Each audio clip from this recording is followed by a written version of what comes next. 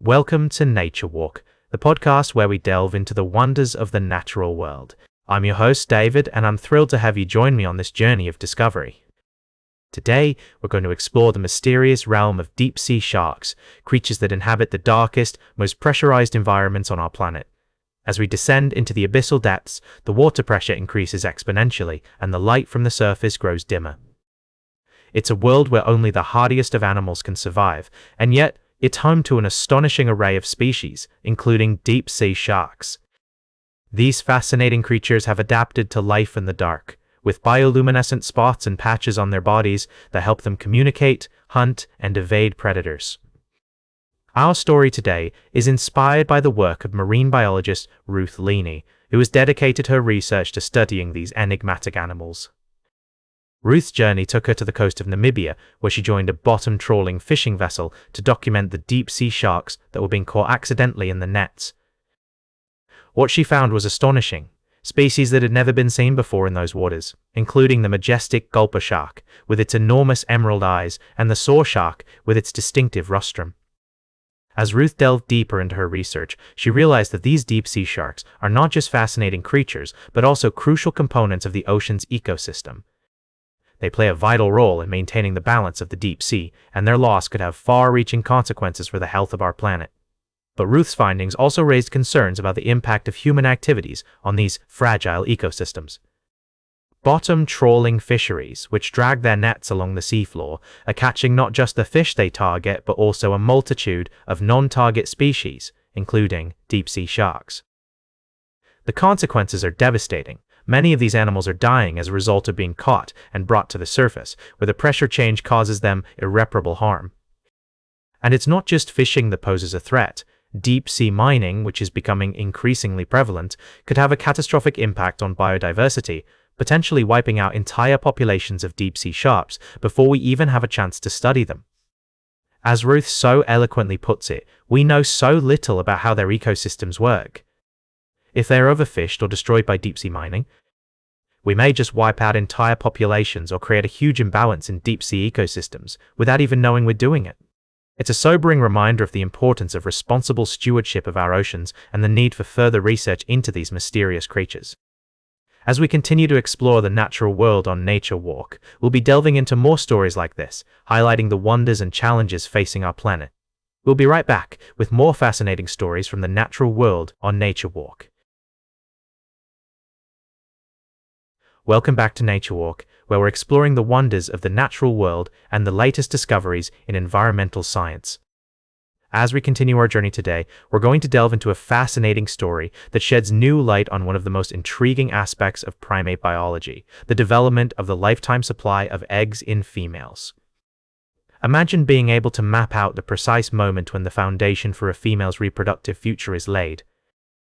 It's a question that has puzzled scientists for decades, and now, thanks to groundbreaking research published in the journal Nature Communications, we have a better understanding of how this process unfolds in primates.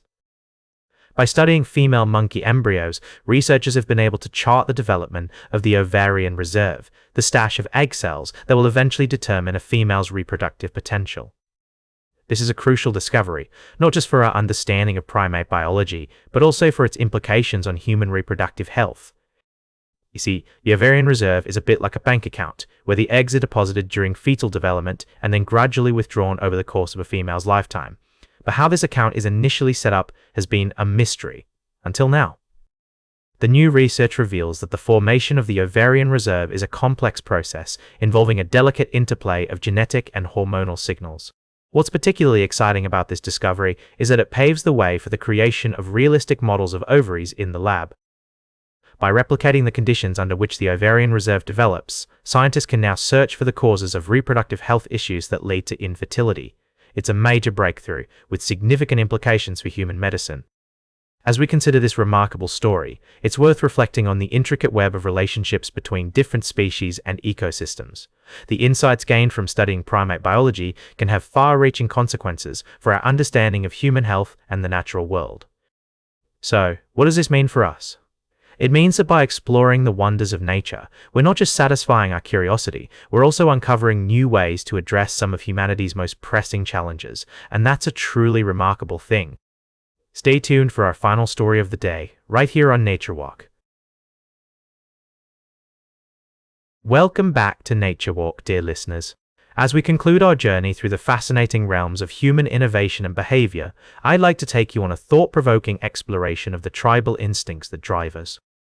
You see, just as the natural world is governed by intricate patterns and cycles, so too are our social interactions and decision-making processes. Today, we're going to delve into the remarkable work of Michael Morris, who has shed new light on the original research behind the S-curve of innovation. This iconic model, first introduced by Everett Rogers, describes how new ideas and technologies spread through a population, often slowly at first, before accelerating exponentially and eventually leveling off. But what drives this process? According to Morris, it's our tribal instincts that play a crucial role in shaping our behavior and influencing the adoption of new ideas. Let me introduce you to three key instincts that are at work here: the peer instinct, the hero instinct, and the ancestor instinct. The peer instinct is all about social learning and influence. We tend to adopt new behaviors or technologies when we see people we know and respect doing so. It's a powerful force that can drive early adoption and create a sense of momentum. For instance, when Everett Rogers' father saw his neighbor's crop thriving during a severe drought, he was convinced to switch to hybrid seed corn. The hero instinct, on the other hand, is about imitation and aspiration. We often look up to successful and admired individuals, and we tend to imitate their behaviors or adopt their values. This can be seen in the way kids copy their favorite sports heroes, or in the way stories of success can shape our attitudes towards literacy, family planning, or even organizational culture. Lastly, there's the ancestor instinct, which is rooted in our reverence for tradition and precedent. We often frame new ideas or innovations as being part of a larger narrative that honors and respects what has come before us. This can be seen in the way companies like IBM invoke their history and culture to support changes, or in the way Abrahamic holidays are tied to earlier pagan rituals. By understanding these tribal instincts, we can gain valuable insights into how to accelerate innovation and drive positive change. It's not just about introducing new ideas or technologies, it's about harnessing the power of human nature to create a sense of momentum and adoption. As we conclude our journey through the world of tribal instincts, I encourage you to reflect on your own behaviors and decision-making processes. How do your social networks influence your choices? Who are the heroes and role models that shape your attitudes and aspirations? And how can you leverage the power of tradition and precedent to drive positive change in your own life and community? That's all for today's Nature Walk. Remember to like, share, and subscribe, and until next time, keep exploring your natural world.